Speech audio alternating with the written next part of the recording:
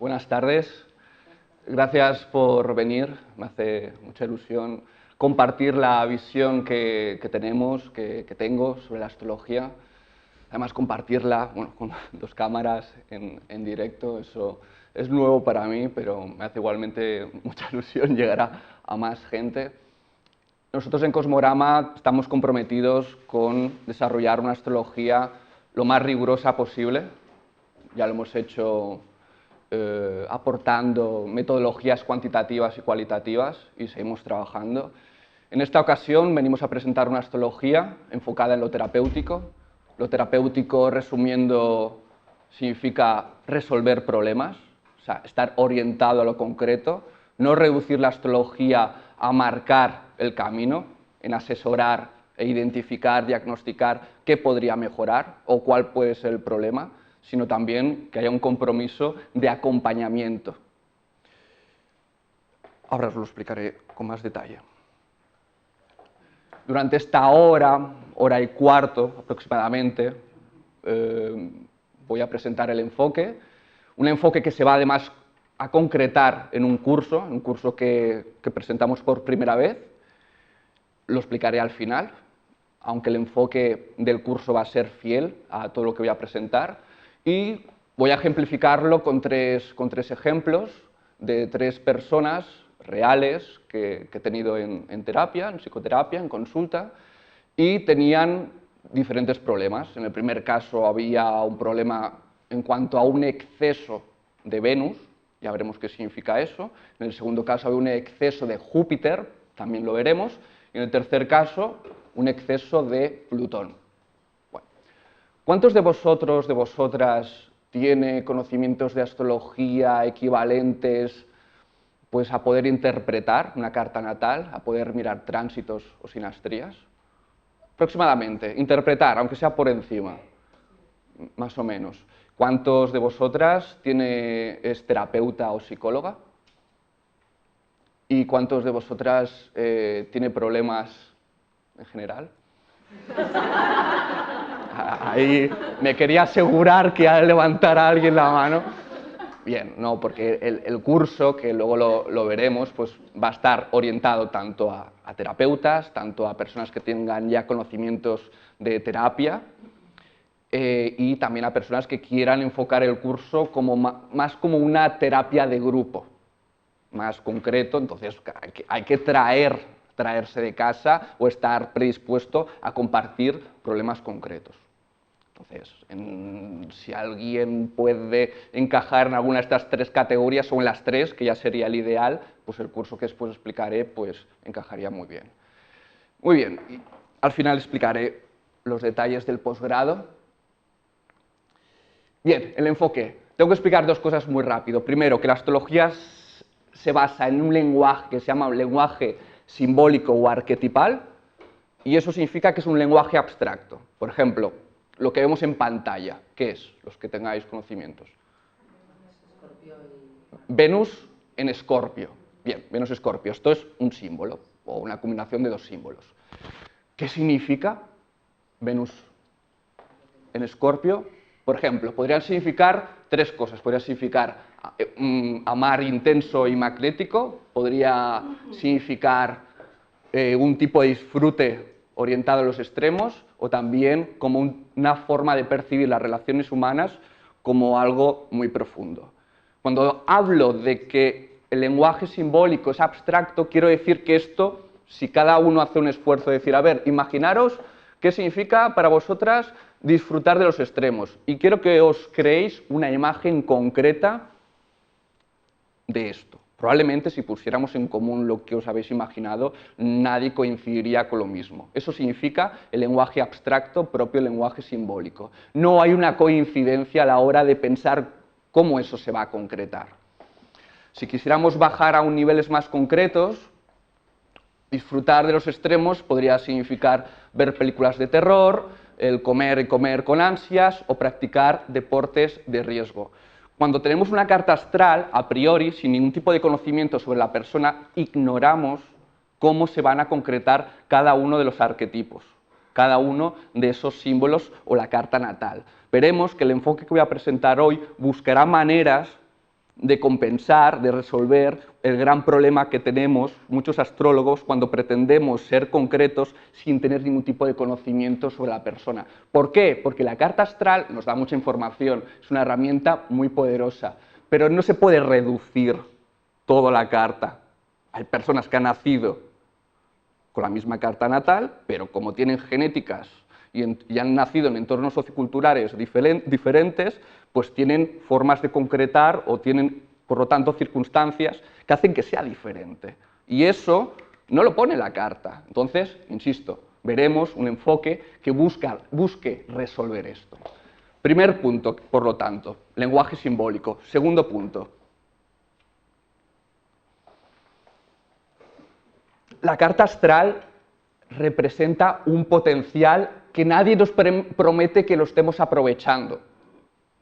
No es la carta astral, vale, sí que es una radiografía de mí, de mi personalidad. Para nada, para nada.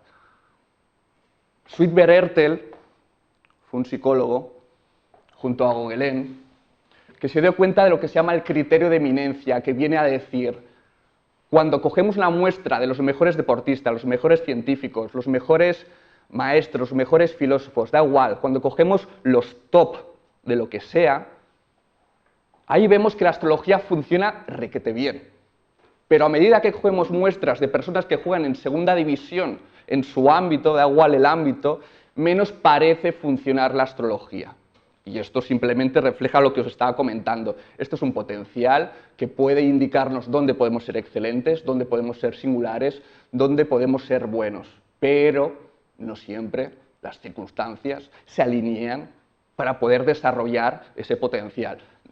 ¿En qué consiste el enfoque que os voy a presentar? En ver ese mapa, ese potencial, y en buscar maneras muy concretas de desarrollar para poder conseguir esa excelencia que nos promete.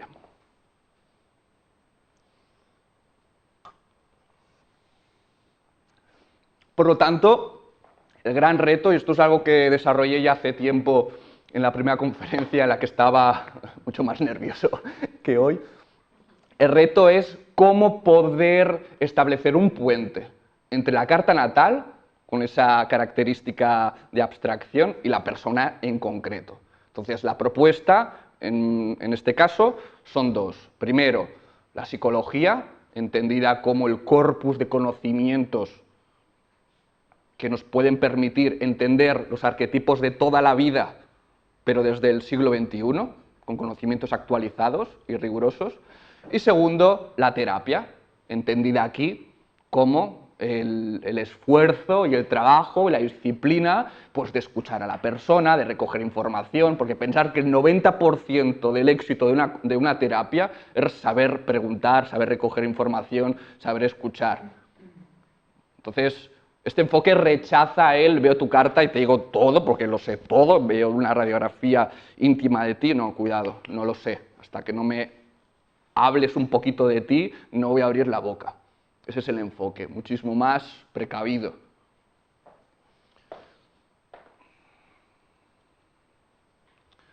Porque al final se trata de hablar de aquello que nos interesa, no hincharos de información abstracta, simbólica, por muy atractiva y elocuente que sea, sino hablar concretamente de nuestra personalidad, ¿no? Hablar de autoestima, hablar de nuestra infancia, del apego, de las relaciones afectivas, de nuestras habilidades a la hora de analizar, de comunicar, de aprender. Podemos tener problemas en cualquiera de estos ámbitos. Hoy, por ejemplo, los 3 casos que voy a presentar pues tienen que ver con relaciones afectivas y sexualidad, el siguiente sobre análisis y comunicación, y también hablaremos de fobias, que será Plutón aquí.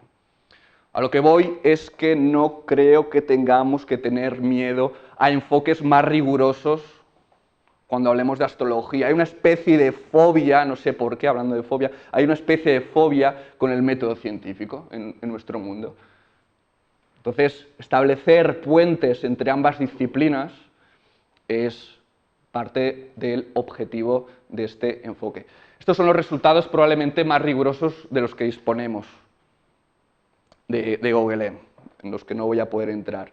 Pero bien, el curso y lo que vamos a hablar ahora se va a apoyar en datos lo más sólidos posibles. No siempre va a ser todo muy sólido, ojalá, tampoco creo que tengamos que obsesionarnos con que todo tenga que estar hiper, super contrastado, porque queramos o no existe el misterio, existen dimensiones de la realidad que no pueden someterse justamente a esas estrategias más cuantitativas, pero tampoco excluyamos ese punto de vista. A eso voy. Bien, resumiendo.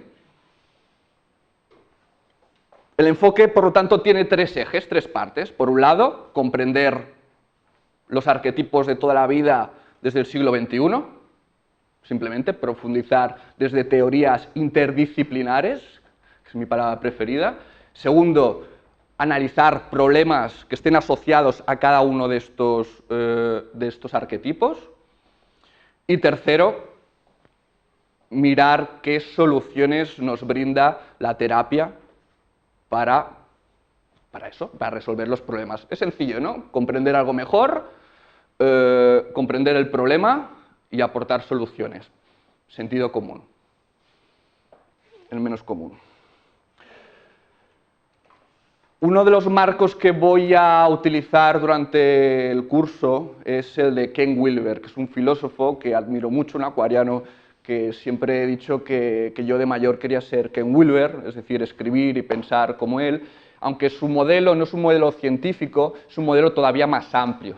Es un modelo que él mismo reconoce que no cumple los requisitos, y es cierto, pero aún así permite articular una gran riqueza de puntos de vista, y eso a la astrología le interesa mucho. Porque él, por ejemplo, él hace muchísimo hincapié en diferentes niveles de conciencia. Y él hace hincapié en que no tiene sentido ir a lo espiritual si no hemos tenido antes resuelto temas mucho más básicos. Traducido en lenguaje astrológico, no tiene sentido ir a Plutón, a Urano, a Neptuno, si tenemos todavía temas pendientes con la Luna, con Venus, con Mercurio, con Marte, porque si no accedemos a lo transpersonal en bravos, sin recursos, y por lo tanto somos muchísimo más permeables a todo tipo de, ya veremos, de energías que pueden ser muy violentas. Luego con Plutón lo voy a ejemplificar. Para ello he desarrollado lo que llamo el esquema planetario de soluciones. Ya el título ya deja muy clara mis intenciones, soluciones, y plantea en un solo esquema los 10 planetas, voy a llamar planetas al Sol y la Luna para generalizar, sabemos que no lo son, y si os fijáis, respeta el orden astronómico de los planetas, ¿no? Primero está el Sol, abajo de todo, luego estaría Mercurio, luego en el mismo nivel estaría, bueno, después de Mercurio vendría Venus, luego estaría la Tierra, que aquí está ejemplificado con la Luna, luego vendría Marte, Júpiter, Saturno, estoy respetando el orden de astronómico, luego Urano, Neptuno y Plutón. Pero luego también este esquema representa un organismo. Uno de los supuestos básicos de la astrología es que el sistema solar es un organismo y que ese organismo refleja nuestra propia estructura interna. O sea, el supuesto básico de la astrología es que tal como está estructurado, configurado arriba, así estamos configurados internamente. Esto es coherente con esa idea sistémica. La teoría de sistemas, que es una teoría que es muy reciente, que se ha desarrollado pues, a partir de los años 60, es una teoría que tendré muy en cuenta. ¿Por qué? Porque concibe cada uno de nosotros como individuos como sistemas abiertos en relación con el entorno.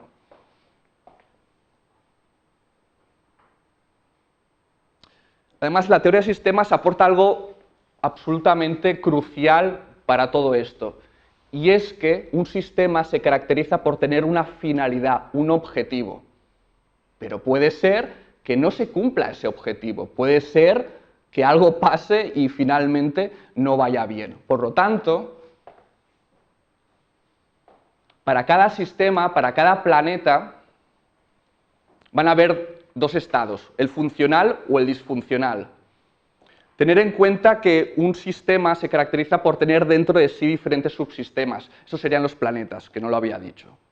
Y a la vez, el sistema está dentro de un sistema mayor. Nos vamos a encontrar, y lo voy a concretar un poquito más, porque esto es un poquito abstracto, va a pasar que a veces el problema esté en que yo, por ejemplo, puedo tener un enfoque o un perfil astrológico con mi carta astral pues muy jupiteriano y por lo tanto me gusta hablar, me gusta compartir mi verdad, me gusta, etcétera, pero estoy en un entorno que no me facilita poder expresar eso. Eso va a requerir un tipo de intervención, un tipo de solución diferente. No os voy a ver la carta, no, es que tu problema, no, el problema no está en la carta, no es del sistema ni de ningún subsistema, es que no estoy en un lugar que me facilita poder ser yo mismo. Y a la vez, el problema puede ser, pues, en general, con el entorno o dentro.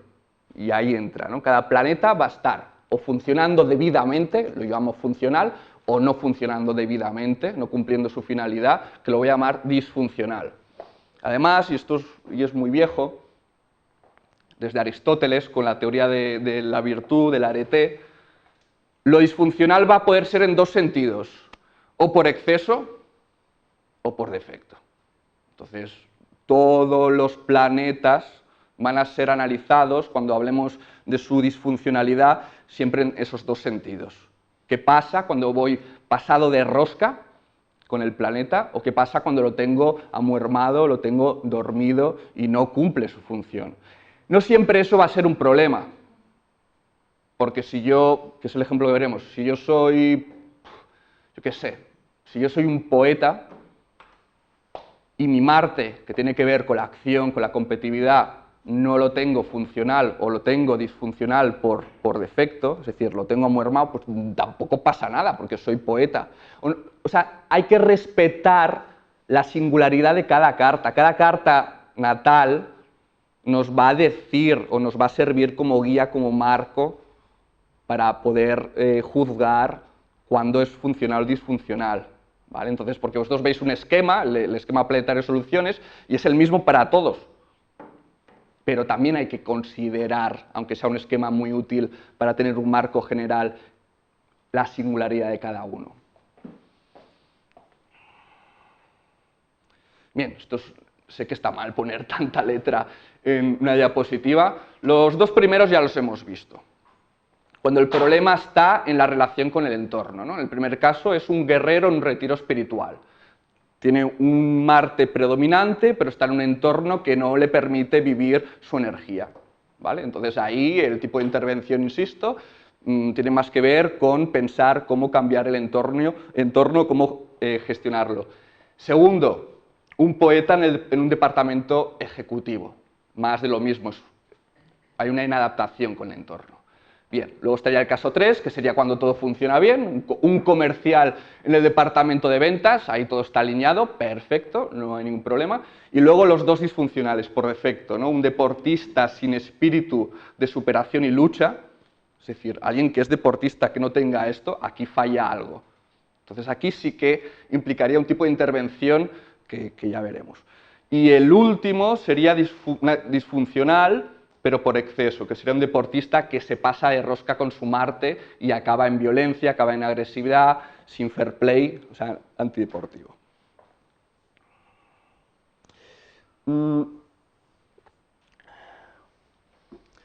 Las líneas que vemos azules o rojas son el resultado de estudios con los aspectos. Los azules tienen que ver cuando los planetas están naturalmente relacionados de forma armónica y los rojos cuando son planetas que se relacionan de forma antagónica, de forma natural. Esto va a ser muy útil porque cuando un planeta esté disfuncional en exceso, va a ser muy importante buscar a alguien antagonista, un planeta antagonista que le pare los pies. Por lo tanto, va a ser un esquema que va a funcionar siempre. La singularidad de cada carta se tiene en cuenta. Insisto, no lo voy a perder de vista esto nunca. Pero, si alguien se pasa de Marte, pues Venus le va a ir bien porque tiene una relación natural de antagonismo, que es el ejemplo que vamos a ver hoy. Solo que al revés, voy a hablar de alguien con Venus en exceso.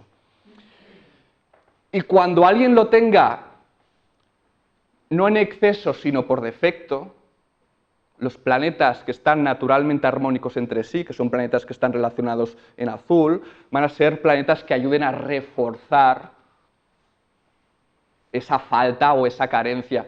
Tener en cuenta que aquí, la teoría de sistemas, preguntas al final, tener en cuenta que aquí lo revolucionario, entre comillas, está en que los problemas en los subsistemas no se resuelven en el mismo subsistema, sino en planetas con los que están naturalmente relacionados. Esa es la teoría sistémica que traigo.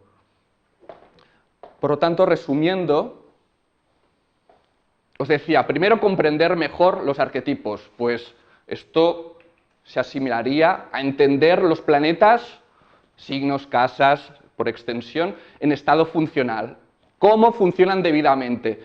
Segundo, os decía antes, analizar los problemas, analizar esos arquetipos en estado disfuncional. Y tercero, buscar soluciones. Aplicar el esquema planetario de soluciones. Quedaría así todo sintetizado. Esto en el curso lo vamos a ver más tranquilamente, voy un poquito parfeina, pero es más complejo. Bien, son tres casos reales. Primero, un exceso de Venus, vamos a ver.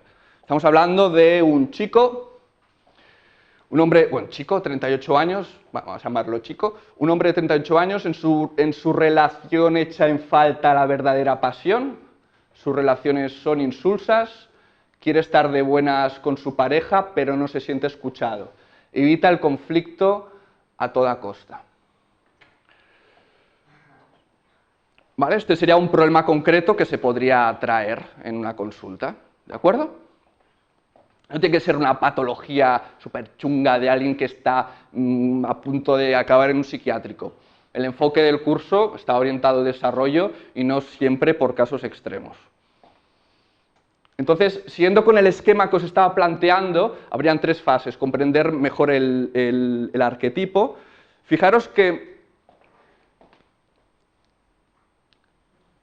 me he saltado un poco el analizar la carta, ¿no? Se supone que ya tenemos unos conocimientos, se supone que esto no hay que suponer, unos conocimientos básicos, y vemos rápidamente que es una persona especialmente venusina, porque tiene mucha energía en Libra. Venus es el planeta de ¿qué? ¿De Libra y el otro? Y de Tauro. Además está con la Luna, etc. Es una persona que tiene un Venus muy fuerte y presenta ese tipo de problemática. A ver, es problemática porque él viene diciendo que eso es un problema. Eso también es importante tenerlo en cuenta. No siempre, por sistema, todo eso representa un problema. O sea, lo tienen que reconocer, básicamente. Bien, entonces, como os decía, primero, comprender mejor los arquetipos. Venus se puede entender de muchas maneras. Sabemos que es el planeta de la armonía, sabemos que es el planeta ¿de qué? De lo femenino, de la justicia. Entonces, el planteamiento del curso y el planteamiento que os presento es, vamos a entender lo venusino, no como la parte yin de la persona, no. Vamos a buscar conocimientos interdisciplinares que nos puedan permitir entender esto mejor. Por ejemplo, Venus es lo femenino, ¿y qué es lo femenino? Lo femenino es, ¿qué dice la literatura más rigurosa? Entonces, uno de los enfoques que habría que profundizar mucho más, que lo voy a presentar muy sintéticamente, es el enfoque evolucionista, que es el enfoque biológico. Ahí se ve claramente que es ser hombre y ser mujer, cuando enfocamos desde el punto de vista de sexo biológico, sin entrar en enfoques culturales, donde todo es muchísimo más complicado y que merecen otro tipo de enfoques. Bateman fue un investigador que presentó estos resultados después de hacer un experimento muy interesante con moscas de la fruta. O sea, juntó a la mitad de moscas macho y moscas hembra y luego, cuando se reprodujeron, pues los analizó genéticamente para ver qué había pasado. Primero de todo, muy importante, y nos vamos a centrar sobre todo en lo que es ser mujer. La mujer tiene una constricción a la hora de reproducirse porque no le sale tan barato el gameto. Los hombres, digamos que el espermatozoide, por eyaculación, sabéis que hay una ingente cantidad de ellos. En cambio, en el caso de las mujeres, esto no ocurre. Por lo tanto, muy económica para los hombres ya veremos las consecuencias, y muy costosas para la mujer. Luego el éxito reproductivo máximo era muy interesante porque Bateman encontró que unas pocas moscas macho habían acaparado la mayor parte de las hembras. Entonces, lo que se llama el éxito reproductivo máximo, en el caso de la mujer no es como en el hombre, es muchísimo más bajo. O sea, puede reproducirse mucho menos, dicho sintéticamente. Y por último, y esto va a ser muy interesante, la variancia en el éxito reproductivo significa, y hay algunas hembras que tienen mucho éxito y otras que tienen muy poco. En el caso de los hombres sí que ocurre, pero en el caso de las mujeres, y esto es histórico, nosotros venimos del 80% de las mujeres y solamente de un 40% de hombres. Esto es muy interesante, es decir, había un 60% de hombres que se quedaban sin reproducirse. Consecuencias. O una última información muy interesante. Mientras que la estrategia de reproducción del hombre era buscar cuantas más parejas mejor, en el caso de la hembra, como era portadora, no se podía permitir eso. Tenía que elegir muy bien porque tenía que invertir, tenía que hacer una gran inversión parental y era muy importante que gestionar con eficiencia los recursos. Esto no pasaba con los hombres, que su estrategia era cuantas más. O sea, naturalmente hay una especie de tensión natural entre la estrategia que elegiría en un mundo ideal los hombres y el que elegiría la mujer. ¿Qué es venusino de todo eso? Primero, seleccionar. La estrategia que siempre ha utilizado la mujer durante millones de años ha sido ser normal, ser encantadora, simplemente pararse a elegir el mejor. Además, una cosa muy interesante es que Venus, si los que sepáis astrología sabéis que es un planeta que tiene que ver con saber contemplar lo que es bello. Y justamente, aunque sea muy inconsciente, en hombres y mujeres buscamos lo que es armónico y es simétrico, porque eso es un indicador de buena calidad genética. También la estrategia mujer era que hubiera una buena relación armónica, que es estar en un lugar donde no hubieran riesgos, donde no hubieran peligros, y sobre todo buscar afianzar la relación. Y me diréis, ya, pero esto es lo que os decía, ¿no? Venimos del doble de mujeres que de hombres. Y me diréis, bueno, pero esto hace mucho, esto ya lo hemos trascendido, somos seres culturales y todo eso. Nuestro cerebro no tiene más que un 10% de parte civilizada. Esto es una estadística, un trabajo, un estudio que sacó Tinder, que sabéis que es esta aplicación para buscar pareja, y encontraron que los hombres daban like, ¿sabes? Like, daban like 6 veces más que las mujeres. Digamos que sigue esa asimetría, sigue esa dimensión de ser selectiva. Y estamos en el siglo XXI. Y ha habido una revolución sexual por el medio, pero a pesar de todo, sigue habiendo estas tendencias. ¿Que no os queda claro? ¿Queréis un estudio más? Este me encanta. El experimento son 3 preguntas. ¿Quieres salir esta noche? No. ¿Quieres venir a mi casa esta noche? ¿Y quieres venir a mi cama esta noche? A la primera pregunta, ¿quieres quedar esta noche? 50% hombres y mujeres contestan afirmativamente. No hay diferencias de ningún tipo. Pero a la segunda y tercera pregunta sí que hay diferencias. ¿Quieres venir a mi casa esta noche? 69% de los hombres dicen que sí. Solo un 6% de mujeres dicen que sí. Y la última, ¿quieres venir a mi cama esta noche? 75, donde los hombres contestan más afirmativamente, dicen que sí. Y un 0%, esto está hecho en el 89, ¿eh?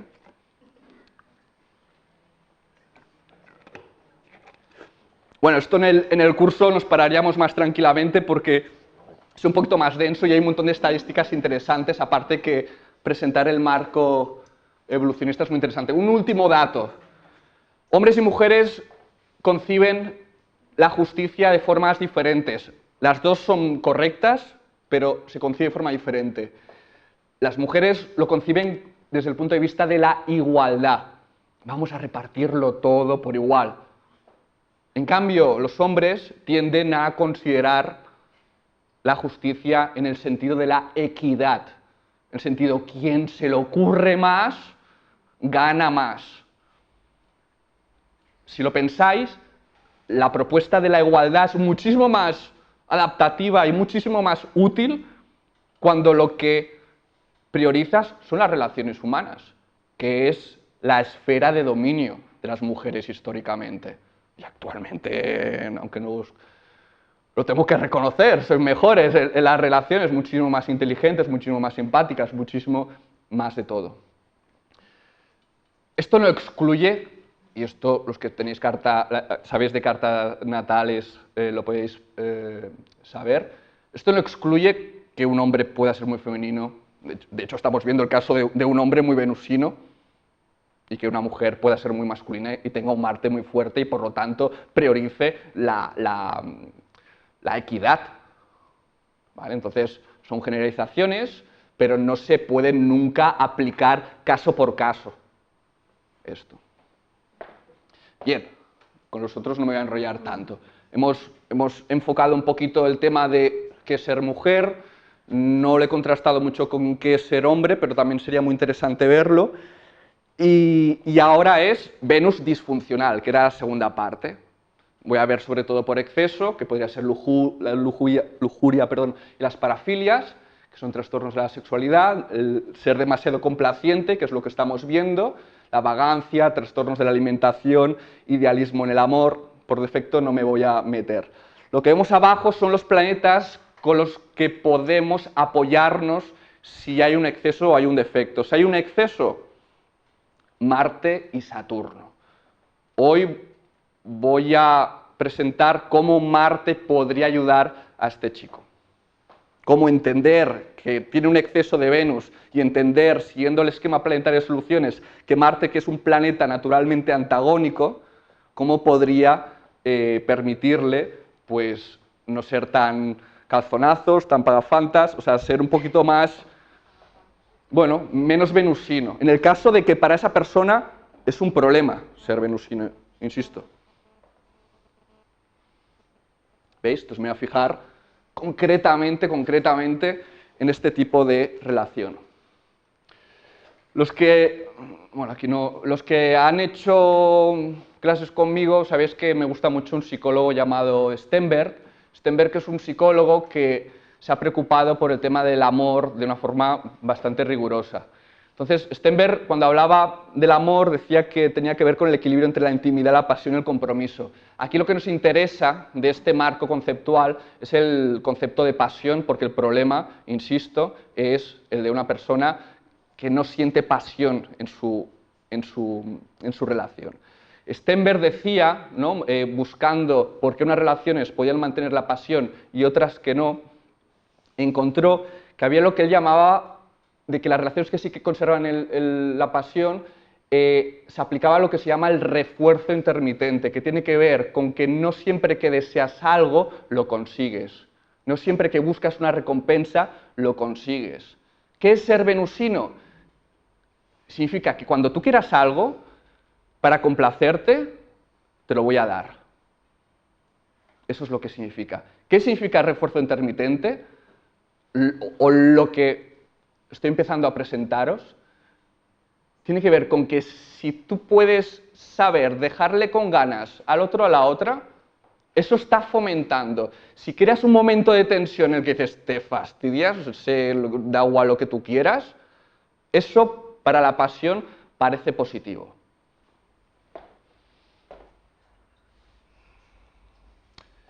Luego hay una sexóloga que se llama Esther Perel, que es una sexóloga muy importante en el mundo, y ella denuncia una crisis en el deseo. Es muy interesante porque ella dice que aquello que fomenta el amor romántico, que sería lo venusino,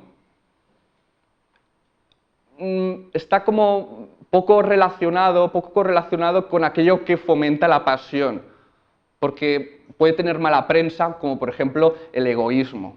Ella dice, no, es que el egoísmo es bueno para fomentar incluso la agresividad, un grado, no es violencia, un grado de agresividad. Entonces ella justamente denuncia esto por la falta de egoísmo que ella cree que es fundamental para mantener la pasión. Los que sepáis algo de astrología, sabéis que la agresividad, la dominancia, el egoísmo, son características que trae naturalmente Marte. Entonces, aquí veríamos, gracias a unos marcos teóricos que nos lo presenta, pues marcos teóricos bien rigurosos, pues esto nos permite entender mejor la problemática, exceso de Venus y necesidad de Marte para poder compensar. O sea, al final es poder ser un poquito más agresiva, porque Marte al final es el planeta que nos permite mantener una tensión, tener enemigos, tener un opositor, una opositora. Marte sirve para competir, Marte sirve para todo eso. Entonces, la solución, ¿no? y esta persona la tuve en consulta y la verdad es que mejoró muchísimo la relación con su pareja porque al final buscamos soluciones prácticas, buscamos formas naturales de fomentar su Marte. Ahora no lo recordaréis, pero tiene Marte en Cáncer. Cáncer es un signo que no es el más agresivo del mundo.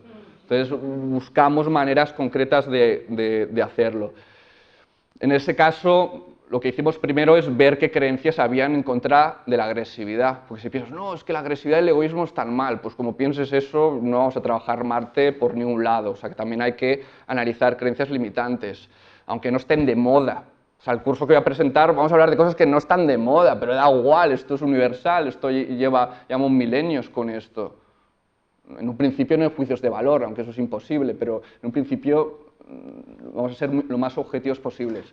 Entonces trabajamos con creencias, buscamos maneras naturales de fomentar la testosterona, que sería justamente la hormona que caracteriza más lo masculino, y por ejemplo pues, se podía hacer pues, haciendo deporte, ¿no? Buscando maneras de competir, ¿no? Buscando, bueno, hay cierto tipo de actividades que fomentan naturalmente el estímulo de ese tipo de hormonas. Y también trabajamos mucho la asertividad, porque la asertividad justamente, y hay un montón de técnicas al respecto, lo que busca es un equilibrio entre Venus y de Marte. Ni te callas todo por cobarde, ni te vas y te pasas de rosca siendo agresivo diciendo las cosas. La asertividad tiene que ver con ese punto de equilibrio. Fijaros que las soluciones son soluciones que las podemos pensar gracias, o proponer en este caso, porque tenemos conocimientos interdisciplinares. Si yo no sé que hacer deporte está relacionado con algo que fomenta la testosterona, yo no puedo aportar, no puedo intervenir, ¿entendéis? Igual que trabajar con creencias limitantes no es una cosa que se sepa innatamente ni por revelación divina. Igual que lo de la asertividad, hay un montón de bibliografía. En el curso lo voy a orientar tanto a personas que les importa tres pepinos profundizar rigurosamente y que quieren simplemente trabajar sus casos concretos, como personas más comprometidas con el rigor.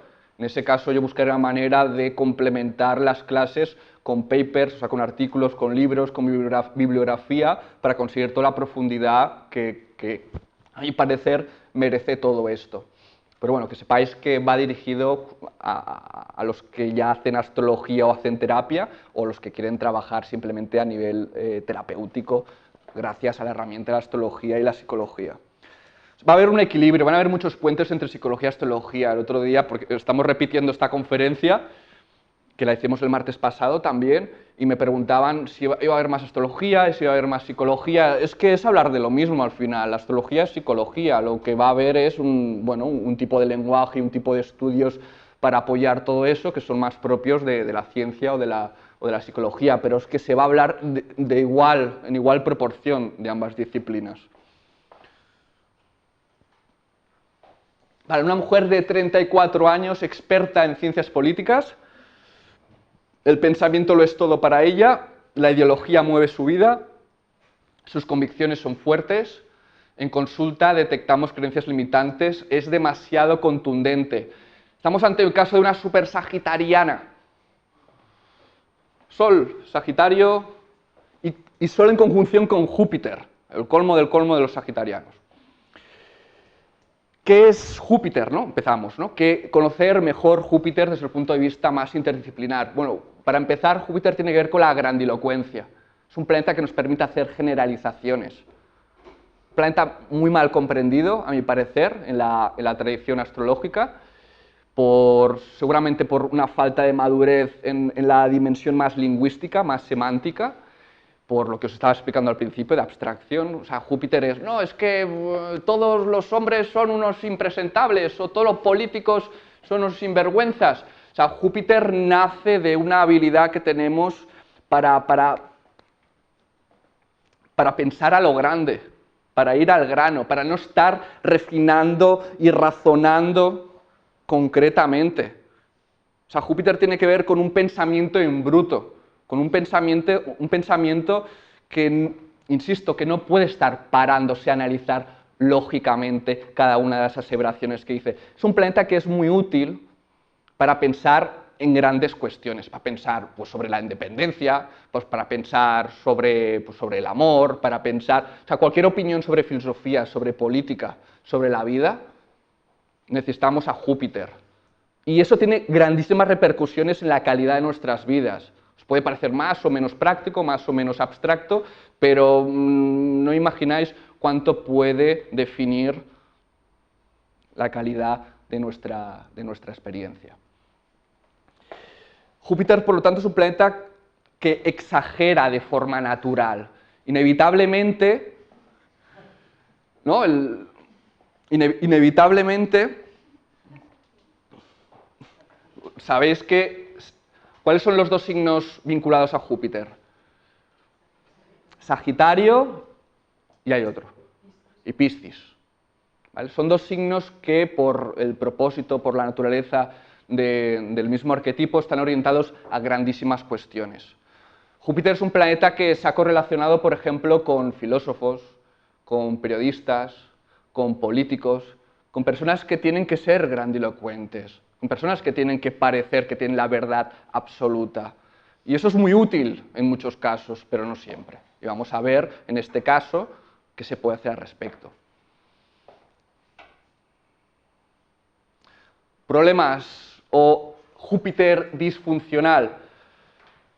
Manías, que esto habría que contextualizarlo en otro lugar, porque no es manías tal como estáis pensando. Problemas de motivación, dogmatismo, abstracción, sesgos cognitivos.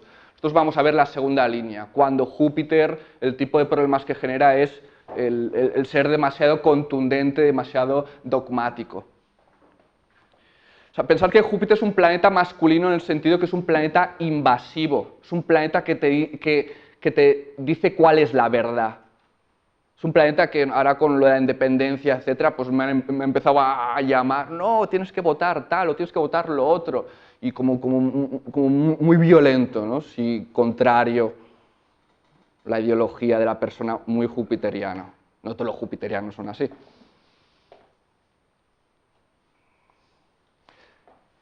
El planeta que vamos a ver es Mercurio, en contraposición natural con Júpiter. Mercurio es un planeta que tiene que ver con el pensamiento concreto.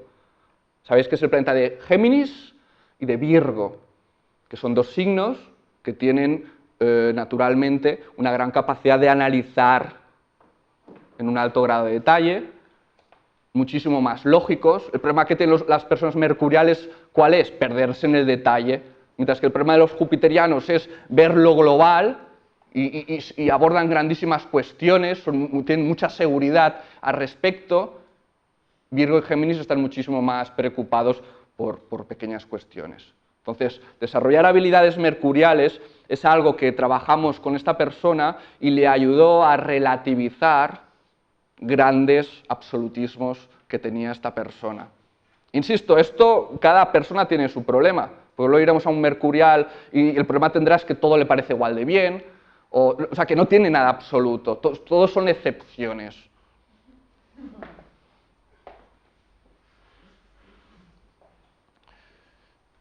Ortega y Gasset decía que las ideas se tienen, pero en las creencias se está.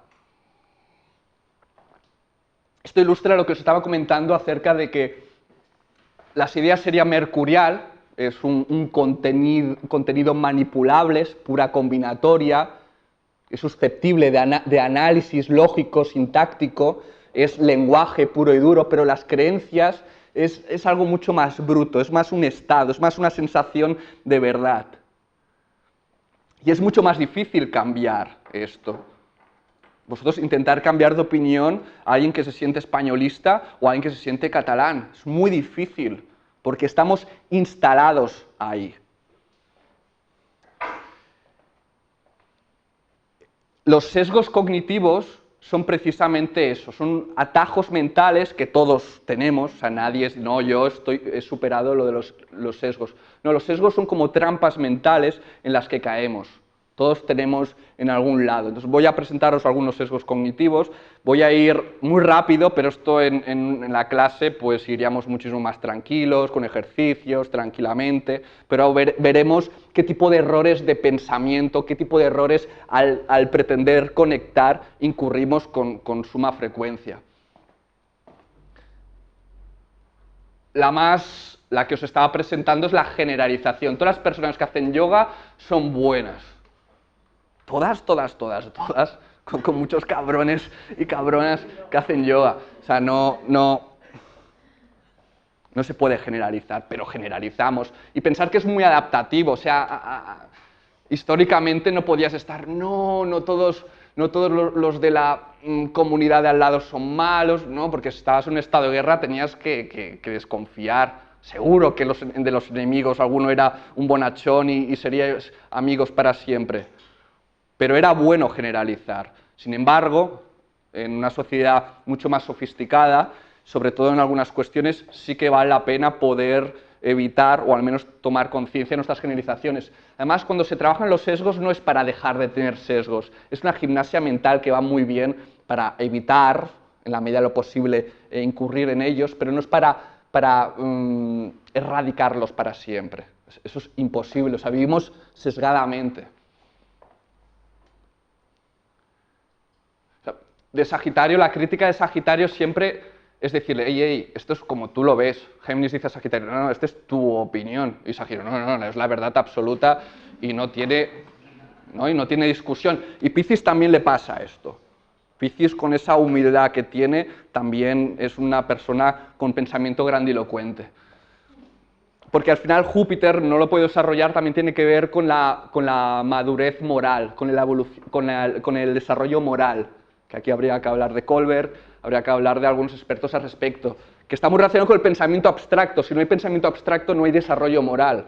O sea, lo bueno de tener en cuenta teorías interdisciplinares es que astrológicamente pues sabíamos que Júpiter tiene que ver con una cosa y con la otra, pero nunca habíamos entendido los lazos. ¿Qué tiene que ver la ética, la moral con la abstracción? Pero cuando te metes con contenido, con chichilla de calidad, ves enseguida que esos puentes están claramente. Por lo tanto, ayuda a entender muchísimo mejor todo el conocimiento propiamente astrológico. El argumento ad populum es decir, si todo el mundo piensa algo, debe ser verdad. Es otro tipo de generalización que se hace frecuentemente. No se puede mantener o defender una posición porque mucha gente lo piense. Ahí falta mercurio, ahí falta crítica, falta análisis. Pero es que hay personas que están, o estamos, porque seguro que yo incurro en eso en algún aspecto de la vida, todos incurrimos en este tipo de errores. Y Mercurio, o ejercicios propiamente mercuriales, ayudan a combatir todo esto. Hay un tipo de sesgo muy divertido que tiene que ver con lo que os estaba explicando antes, y es que tendemos a ver a las personas de otros grupos, de otras etnias, de otras razas, de verlas muy parecidas. Cuando, igual que los de otras razas, otros grupos, pues a nosotros nos pueden ver como muy parecidos, muy homogéneos. Y es curioso porque se ha propuesto para combatir los sesgos, por ejemplo, el utilizar un idioma que no sea el materno. O sea, se ha mostrado que cuanto más utilizas un idioma que no es el tuyo de toda la vida, menos caes en esa subjetividad, en esos sesgos que por emociones, por recuerdos, por educación, por cultura, te lo mezcla todo, ¿no? Incluso con el tema de la inteligencia artificial, en los que los sistemas se van alimentando y se van hinchando de información, han visto que los propios ordenadores incurren en ese tipo de sesgos. Por ejemplo, esto pasó hace poco, un sistema que relacionaba lo femenino con tareas de casa, ¿no? Se hinchó y mostraba actitudes machistas por eso. Eso sería un tipo de sesgo, por ejemplo, pero que tiene que ver con el estar culturizados. Por eso la propuesta de buscar lenguajes que sean ajenos al materno. La lógica, y aquí no os voy a marear con esto, la lógica también se ha preocupado mucho por eso. Esta falacia se llama la afirmación del consecuente, que tiene que ver: si estás durmiendo, tienes los ojos cerrados, ¿vale? Ese sería el primero. Pero si tienes los ojos cerrados, ¿tienes por qué estar durmiendo? Sabéis que no, pero la falacia es pensar que sí. Hay personas que sin querer hacen ese tipo de razonamiento. Esto habría que analizarlo sobre papel o en el directo del diálogo, pero esto ocurre.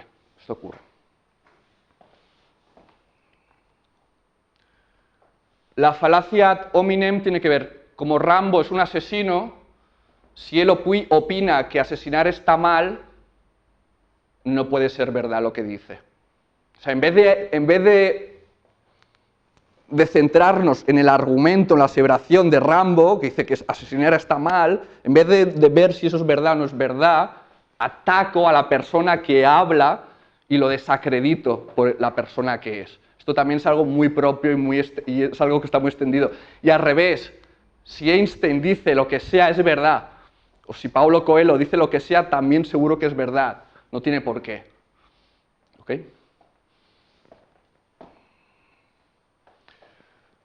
La percepción selectiva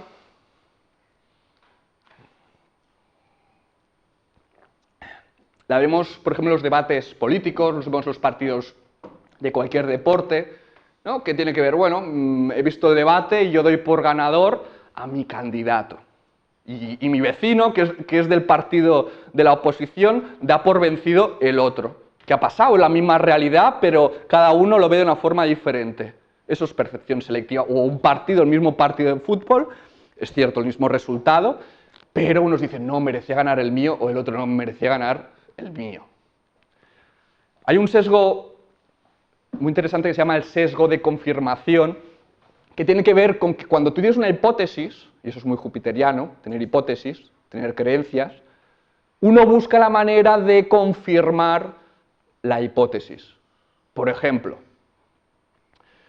hay lo que se llama el experimento de Rosenhan, que fue una persona muy importante a finales de los años 60, que lideró un movimiento muy crítico con la psiquiatría. Entonces lo que hizo fueron 12 personas a diferentes psiquiátricos de los Estados Unidos y para ser ingresados, para ser aceptados, dijeron tener alucinaciones acústicas, decían que oían voces. Entonces, una vez que estaban dentro, se empezaban a comportar normal. Dicen, oye, que ya no escucho nada, oye, que estoy muy bien. Sin embargo, los profesionales de los psiquiátricos, todo lo que hacían a partir de ese momento lo interpretaban desde la perspectiva de que eran enfermos. Por lo tanto, no les daban el alta. Entonces, esto revolucionó Y luego lo repitieron, y fue muy interesante, porque, bueno, vamos a repetirlo, tal, y todos en alerta, todos los psiquiátricos, y al cabo de no sé cuánto tiempo, oye, que hemos detectado a 60 impostores, no sé. Y Rosenhan dijo, pues no he enviado a nadie. O sea que fue la bofetada por el otro lado, ¿no? O sea, por si habían dudas. Todo esto revolucionó muchísimo el cómo diagnosticar. Pero bueno, otro ejemplo de sesgo de confirmación tiene que ver con una secta que se hizo popular en su momento, que se llamaban los guardianes, que decían que iba a haber un cataclismo, una inundación o no sé qué, y que iba a ser el fin del mundo, que para tal día, tal hora iba a pasar, y llegó el día, no pasó nada, obviamente, y la líder decía que no, que Dios había alucinado con la fe de los creyentes y que había decidido dar otra oportunidad a la humanidad gracias a la luz que habían demostrado tener. Pongo dos casos muy extremos. Primero he puesto un caso de psiquiatras, son personas que se preocupan mucho por ser objetivos. En el caso de las sectas pues ya es más fácil que lo entendamos, pero el sesgo de confirmación lo tenemos. En astrología, en la investigación de astrología, hay que tenerlo muy en cuenta, porque si yo quiero demostrar que la astrología funciona, no sé si estoy tapando esto, si quiero demostrar que la astrología funciona, pues quizá yo mismo me trampeo, me autoengaño para eso. O sea, si soy muy jupiteriano, y lo soy, si soy muy jupiteriano, puedo sin querer obviar todos esos detalles, información que pudiesen poner en tela de juicio mis aseveraciones. Entonces hay que ir con cuidado. Mercurio será un planeta, porque tiene que ver con el refinamiento intelectual, y Saturno también. Saturno es un planeta que se toma la molestia de buscar ser realidad detrás de las aseveraciones. Saturno es el planeta de Capricornio y de Acuario, dos signos especialmente rigurosos por regla general. Tercer caso, ¿cómo vamos de tiempo, por favor? Son las 8:04. Bueno, vamos más o menos. Hombre de 31 años, programador informático con tendencia a la obsesión, ha sufrido varios ataques de pánico, le preocupa el grado de ansiedad que pueda llegar a tener. Una persona muy plutoniana, que también tuve en consulta. Él ya venía claramente con un perfil plutoniano. ¿Qué significa eso? Plutón es un planeta que de buenas, cuando está funcional, es un planeta que va de puta madre para estar en entornos que requieren medidas extremas. Si soy policía y estoy en un lugar donde hay emergencias constantemente, es muy adaptativo. Si soy psicólogo y tengo que conocer las profundidades y los demonios de los demás, también. Plutón es un planeta que ayuda a coger el infierno y transformarlo en algo que valga, en el paraíso o en lo que sea. Plutón es un planeta es un planeta espiritual, ya es uno de los planetas que están arriba, por lo tanto es un planeta que ya nos enfrenta al misterio, nos enfrenta a la irracionalidad, nos enfrenta a escalas de la existencia que superan lo mundano. Eso es un cortocircuito impresionante para nuestra mundaneidad. Por eso, cuando una persona tiene perfil uraniano, neptuniano, plutoniano y participa, es parte de algo que está por encima de él o de ella, es muy importante previamente tener todo lo anterior bien. No lo he explicado, pero el esquema planetario de soluciones también representa como diferentes capas. Hay como una parte más interna, donde está la Luna, donde está Venus, está Marte, está Mercurio, son planetas mucho más personales, que representan la interioridad. Luego hay una especie de triángulo de tridente que sería Júpiter, Saturno y el Sol, que representaría la coraza de la personalidad, y luego ya está todo lo transpersonal. O sea, no tener bien construida la personalidad y aspirar a temas espirituales, por regla general, es una mala idea y está relacionado con trastornos de la ansiedad, como los ataques de pánico y otros que no voy a entrar. Bien.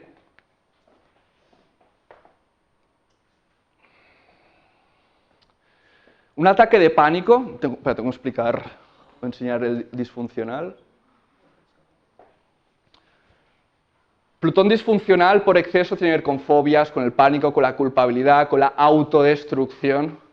Claro, la putada de Plutón es que si no estás rodeado de una situación extrema, aparecen demonios, o tú te lo montas. O sea, las obsesiones, el pensamiento paranoico, ¿no? Las fobias. Al final, ¿qué es un ataque de pánico? Es un miedo irracional extremo. Eso puede estar bien si eres policía, ir con cuidado y estar en alerta, pero si no, es poco adaptativo. Es lo que os decía antes, ¿no? Vamos a tener que considerar si tu entorno satisface tus planetas dominantes, porque quizá el problema está en el entorno, no está dentro de ti, está en lo que te rodea.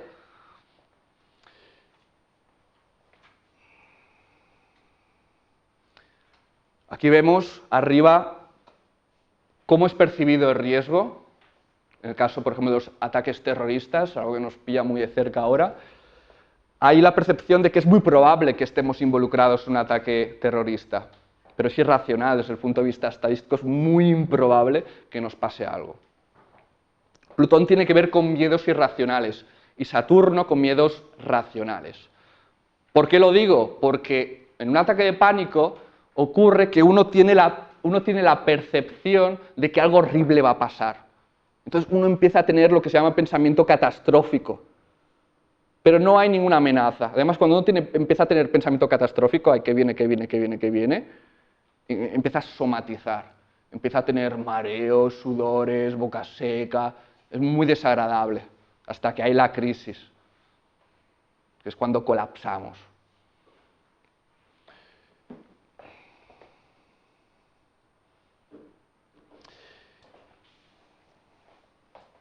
Además, con los ataques de pánico es miedo al miedo, o sea, es muy racional. El problema no es nada exterior. O sea, y esa es la diferencia con Saturno. Saturno, no, tienes miedo, pero porque realmente, porque estás en una conferencia y te están grabando y también en Windows, el Facebook Live, vale, eso es Saturno, es una presión. Pero Plutón no es un miedo razonable.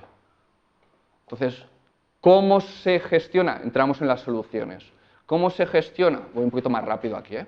¿Cómo se soluciona? En este caso, con 3 planetas. El mismo Plutón, con todo, da igual qué disfuncionalidad sea, el mismo planeta siempre tiene mucho que aportar. No lo he dicho para ir un poco más rápido. Ahora lo veremos aquí. Y en este caso, Júpiter y Saturno serían los 2 enfoques para poder ayudar a una persona que tiene ataques de pánico. Habrían 3 enfoques, ¿no? Júpiter, Saturno y Plutón. Júpiter es lo que se llama la reestructuración cognitiva, que es vamos a ver cómo interpretas la realidad porque algo falla. Por ejemplo, un problema que hay con los ataques de pánico es pensar que te vas a morir, que vas a perder la razón, que vas a perder el control. Esto suena a Saturno, no. Es perder el control ante una amenaza que no existe. Eso es plutoniano. Entonces la reestructuración cognitiva es trabajar con creencias, a ver cómo interpretas, a ver, vamos a ser mercuriales, voy a ponerte en duda, vamos a discutir, vamos a analizar lo que estás diciendo. Ese sería un enfoque. Pensar que los ataques de pánico es uno de los trastornos mejor estudiados en psicología. Se puede decir que casi 100% de las personas que apuestan por buscar solución terapéutica lo solucionan. Primero, reestructuración cognitiva. Segundo, trabajar el cuerpo. Vamos a analizar qué pasa en el cuerpo. Tienes que aprender a desvincular todos esos síntomas con lo que te pasa. Entonces hacen trabajos del tipo, bueno, respira fuerte, empieza a dar vueltas y poco a poco se educa a la persona para que entienda que esas emociones o sus sensaciones corporales se deben a cómo está respirando, etc. Tener en cuenta que no funciona técnicas de relajamiento para los ataques de pánico. No hay evidencias que apoyen eso. Tercera solución o pata de la solución, mismo Plutón. Tiene que ver con lo que se llama exposición en vivo, que es enfrentarse. Plutón, y no hay atajos que valgan, al final el trabajo es enfrentarse a ese infierno. Hay 2 maneras, hacerlo gradualmente, si tengo fobia a conducir, pues oye, pues empiezo con la PlayStation, un juego de coches, o luego me voy a un circuito cerrado donde tengo a alguien al lado que me tal, y finalmente círculo, ¿no? Lo haces más gradualmente. Y luego estaría terapia de shock. No hace falta meterse en medio de un atasco, pero bueno, tiene que ver con ir más...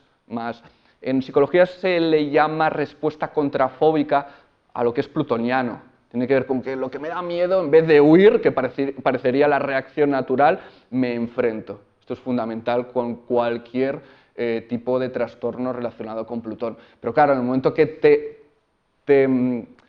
pero hay un trabajo previo también, ¿eh? No puedes decir, no, enfréntate, cuidado, hay que ver creencias, hay que ver, nadie se ha muerto nunca de un ataque de pánico, hay que ver el tema corporal y luego puede haber un acompañamiento y no pasa nada, ¿vale? Estos son medidas que hay que tener en cuenta.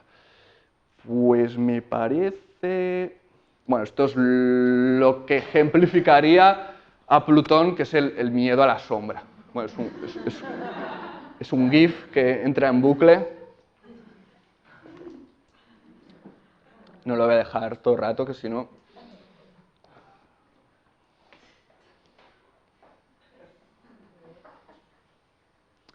Bueno, aquí también lo quería diferenciar, ¿no? Hay a veces que Plutón es muy adaptativo, ¿no? Aquí pone, oye, ¿cómo se le llama la fobia a las motosierras? ¿No? Y el tío le contesta, sentido común. O sea, hay a veces que Plutón sí que funciona muy bien porque está rodeada de lugares verdaderamente peligrosos.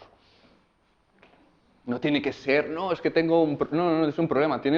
Funciona muy bien la maquinaria si tenemos miedo a un tío con una máscara, con una motosierra. Está muy bien, y huir corriendo.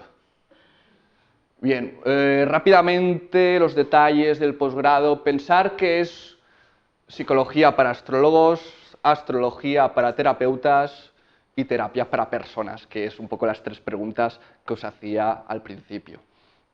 Está enfocado a grupos de 20 personas, porque si no, no hay seguimiento ni leches.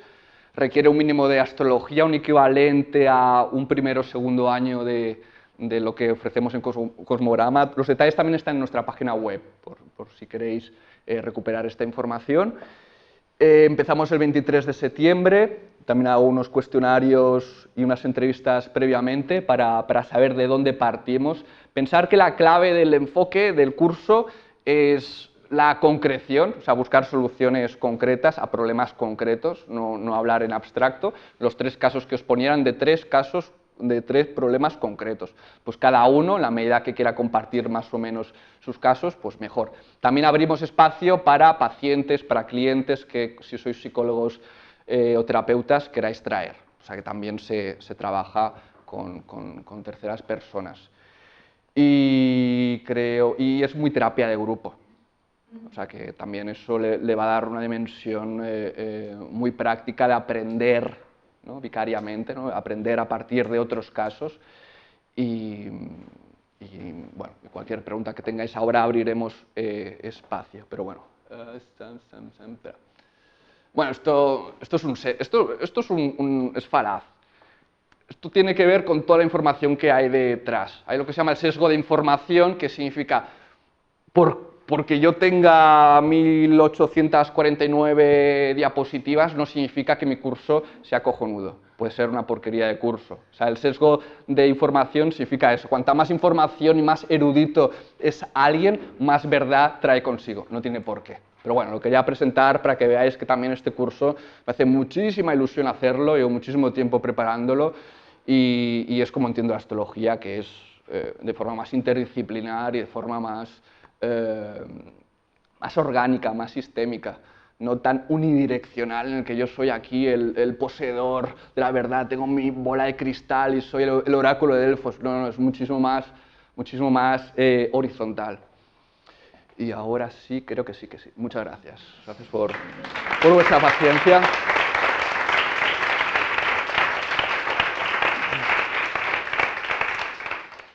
La primera era, ¿a partir de qué consideras que hay un exceso de una energía? ¿O a partir de qué, o qué es lo que para ti es un defecto de energía? Uh-huh. Y después, que si la persona te está explicando algo y tú ves que no es porque tenga un exceso o un defecto, sino porque hay alguna configuración ahí un poco más conflictiva, si el esquema también sirve. O sea, quiero decir, si todo esto no solo es para excesos o defectos, ¿no? O sea, toda la explicación, digamos, o las soluciones que se le pueden dar. O sea, me refiero, si una persona no es que tenga un exceso, ¿dónde va? O sea, claro, no hay un polo contrario al que ir, ¿me explico? Sí. No, si hay un exceso es porque hemos identificado un planeta que está en exceso. Ya el esquema planetario de soluciones ya te dice que si has identificado... Claro, tu primera pregunta es ¿cuándo puedes decir hay un exceso? Depende, primero, de que la otra persona eso le esté dando problemas. De lo que te esté contando, ¿no? También, claro. Te lo está contando, tú también ya conoces cada uno de los arquetipos, sabes que un exceso de Venus, por ejemplo, pues puede dar un punto de complacencia exagerado, entonces si eso le da problemas, pues dices que es exceso. Si es una persona muy complaciente, pero por el entorno, la situación, pues eso no le afecta la pasión, porque ya la otra persona ya es muy marcial y por lo tanto no hace falta que esa persona se trabaje ningún Marte, el otro ya se ocupa de compensar. O sea, eso tiene que ver con, primero todo, con explorar el caso en concreto. Sí. Y eso es una de las cosas que yo creo más, entre comillas, revolucionarias del enfoque. Es decir, no demos por supuesto que sabes dónde tiene un problema esta persona. Escucha y si realmente es un problema, empezamos a buscar soluciones a partir del esquema planetario de soluciones que si identificas ya te da propuestas concretas. Yo también entiendo que a veces la carta natal, una persona con Luna, Plutón, por ejemplo, pues ya te ha fastidiado el esquema en ese sentido, porque hostia, la Luna y Plutón no están directamente conectados, pero igualmente a través de la carta natal y a través del esquema, planetario de soluciones, se puede desarrollar un plan de acción, un tipo de tratamiento. Es que se trabaja en paralelo, el esquema más general y universal, y la carta natal, que al final es el modelo concreto en el que tú te vas a basar. Es el mapa concreto que te va a permitir acabar de personalizar lo que habíamos visto ahora con la persona con Marte en Cáncer. El signo de Cáncer nos ayudaría a entender que sin el apoyo, o sea, Marte en Cáncer, por ejemplo, ¿quieres conectar con testosterona? ¿De qué manera? ¿Yendo al gimnasio tú solo? No. Si tienes Marte en Cáncer, que no lo hagas solo. Cáncer tiene que ver con el instinto de pertenencia. Pues hazlo con amiguetes, jugando a fútbol, por ejemplo. Hay muchísimos deportistas de élite, de juegos de equipo, deportes de equipo, que son cancerianos. O sea, la carta te va a permitir acabar de refinar, de concretar, de determinar la solución. Por eso juntamos la astrología, porque si no, ¿para qué necesitamos la astrología? Vamos directamente a la psicología y que le den por saco a la astrología. No, la astrología te da un modelo personalizado. No sé si contesto, más o menos. O sea, yo lo que he visto algunas veces es que las configuraciones no es que puedas decir que hay una energía en exceso, pero hay varias cosas que hacen, por ejemplo, un Mercurio en cuadratura a Marte y el Mercurio en casa 12. Y eso que genera algún tipo de problema en esa persona. Vale, ahí entraríamos en que tú puedes hipotetizar que probablemente esa persona con la tensión Mercurio-Marte tiene un tipo de pensamiento hiper mega concreto en el que es fácil que se precipite, porque Mercurio y Marte cuando están tensionados lo que hay una tendencia es que el pensamiento está orientado a la acción. O sea, tú puedes hipotetizar, pero tú no sabes exactamente cómo esa persona ha desarrollado ese tipo de facultad. A priori, sin la experiencia previa, te lo vas a sacar de la manga si tú ya quieres aseverar que seguro tienes un problema, por ejemplo, de violencia verbal o de... Eso no lo sabes. Una hipótesis es algo que todavía no está contrastado. Y ahí está el territorio, la realidad, que serías en este caso tú o cualquier otra persona. ¿Una pregunta? ¿No? Con respecto Sí puede ser, es que así, aunque no se amplifique en ningún lado, queda registrado. Con respecto al esquema, ¿en qué se basa? En estudios sobre aspectos. Bueno, hago un poco de publicidad, yo sacaré un libro, aquí en Cosmograma, en el que he desarrollado el tema de los aspectos. Para eso he tenido que leer toda la bibliografía posible y poco a poco ahí pues me me he empapado de todas las teorías al respecto y de qué significa cada uno de los aspectos y qué planetas, y aquí quiero llegar, qué planetas son naturalmente afines y qué planetas son naturalmente antagónicos, ¿no? Ahora, por ejemplo, esto sería una muestra de algunos esquemas en los que me he basado antes de hacer la definitiva, ¿no? El esquema definitivo. Los más intuitivos son estos: Mercurio y Júpiter. Mercurio como planeta de Géminis y de Piscis, y Júpiter planeta de los signos naturalmente opuestos. El opuesto de Géminis es Sagitario, el opuesto de Virgo es Piscis. Vale, porque sería como por oposiciones, por ejemplo. armonizar el eje, ¿no? Digamos, aquí se ve muy... Si hay un exceso de Mercurio, que no es un caso que hemos visto hoy, en que no veo generalizaciones y todos son excepciones y me pierdo el mundo de los detalles, desarrollar habilidades jupiterianas me puede ayudar. Pero aquí estamos hablando, hay un exceso de Mercurio, entonces la estrategia es voy a los planetas naturalmente antagonistas.